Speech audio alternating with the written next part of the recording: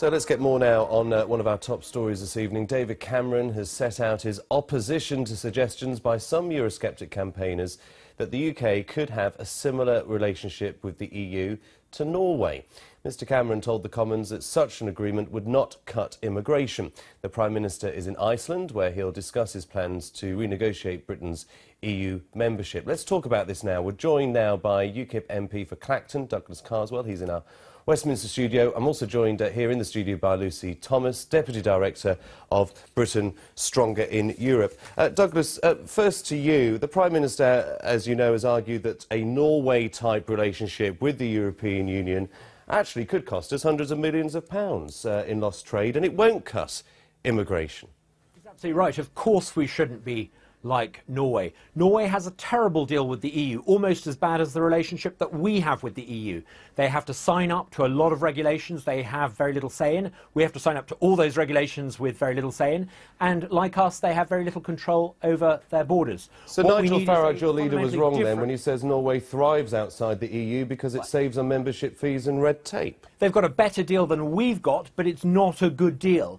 I think that we could negotiate an even better deal. Look, the Prime Minister's in Iceland. They've got a population the size of Croydon, and yet they've got pretty good market access to Europe and free trade agreements with the world. If little old Iceland can manage a better deal, we can certainly, the fifth largest economy in the world, have a fundamentally different and better relationship. Look, let's not fall for this straw man argument. I've been campaigning for Britain to leave the European Union for 20-something years, and I don't know anyone who's seriously suggesting that Norway should be the model. It's a straw man argument. It's part of Project Fear. OK, Douglas, let me bring Lucy in then to respond to that. Straw man argument, Douglas says, you know, I mean, one of the big problems is we don't actually know what we're voting for if we vote to stay in the EU, and we won't know what those negotiations have led to until after the referendum.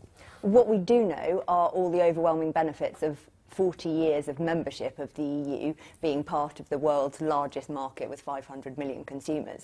And I think what's interesting about what Douglas is saying, fine, he doesn't agree with Norway, but actually what would outlook like? What is this bespoke, special, magical deal which he thinks Britain will get, which gets all of those benefits Douglas that says we currently have. We can get a much better deal than Norway. Well, if we want to be part of the single market, we have to pay for that access and we have to comply with rules. So if Douglas doesn't want to be in the single market, then we lose all of those benefits. I simply don't see where this magical deal is, which, by the way, nobody else has ever walked out and got their own special magical deal. On which note, if I may, Switzerland, which does 5 times more trade per head with the EU from outside the single market, manages to do that without being in the EU. It proves that actually it's possible to have better market access and be outside the EU. Look, last year we bought about £50 billion more stuff from Europe than we sold to them.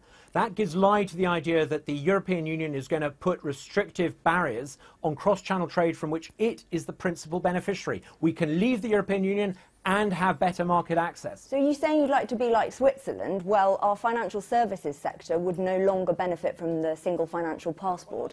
Global banks who are based here have said they would consider relocating, and they're actually already looking at properties overseas. I think you'll find the chairman of Lloyds Bank actually said he was pretty relaxed about leaving. Now, Switzerland, they have a thriving financial sector. 84% have said they'd reconsider. I mean, Switzerland does have a thriving financial sector, but I think we can go even better than Switzerland. If little old Switzerland with 8 million people can get a better deal with the EU, then we with 60 plus can get an even better deal. And you know what, Lucy?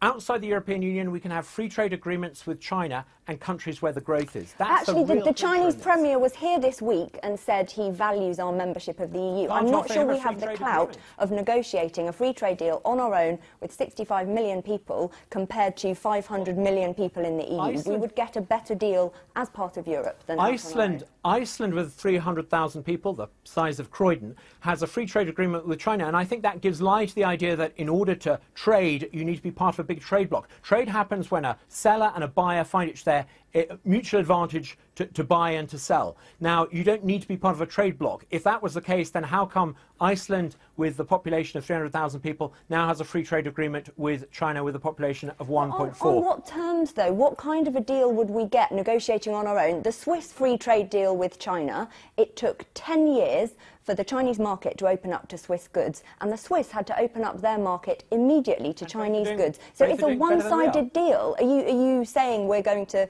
break with convention, we're going to get something that others haven't managed to get? By definition, it can't be a one-sided deal, because the people in Switzerland doing trade with people in China find it to their mutual advantage to do that transaction, which is why it happens. But, you know, Switzerland has a free trade agreement with China. By being in the European Union, David Cameron could shake the President of China's hands, but he can't do what the leader of Iceland can do, which is actually to offer free trade agreements. And the free trade deals that we benefit from at the moment with 50 countries in the rest of the world, we get those as part of being in the EU. We would lose those overnight, and it would take years to renegotiate them. Let me put this both to you, because I don't need to be here. You're both doing a fantastic job, but let me put this both to you. Sitting here, listening to this argument now, well before the referendum, we've got Nigel Farage, some say misleadingly, some say not, saying that Norway is thriving outside the EU. We're hearing examples from Switzerland as well, and Iceland.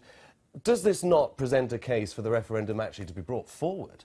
So we can get a consolidated campaign from both camps, instead of this trickle of information, which is sometimes confusing and misleading. Lucy first. Well, I mean, I think there's a process of reform underway, and that will take however long it takes. And actually, I think over the years, those on my side of the argument haven't really put the case in the way that they could have done. It's a harder argument for you to put forward. I think there have been lots of sort of scaremongering stories, and Brussels has done this, and these horrible decisions have been taken. I say that because your argument is more complicated, isn't it, to put forward?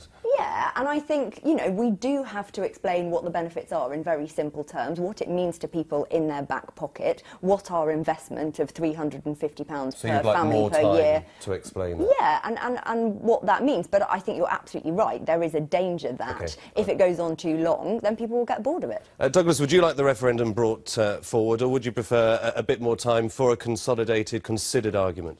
Let's go long on this, and the reason is because we see today that David Cameron has given up on trying to win the referendum on the basis of a New Deal. He's resorting to Project Fear. There is no New Deal. He's trying to justify remaining part of the EU on the basis of the current terms, and the more obvious that becomes, the more obvious it becomes that he's got an empty proposition to put to us, the easier it will be to win over the undecideds. And the more we see of the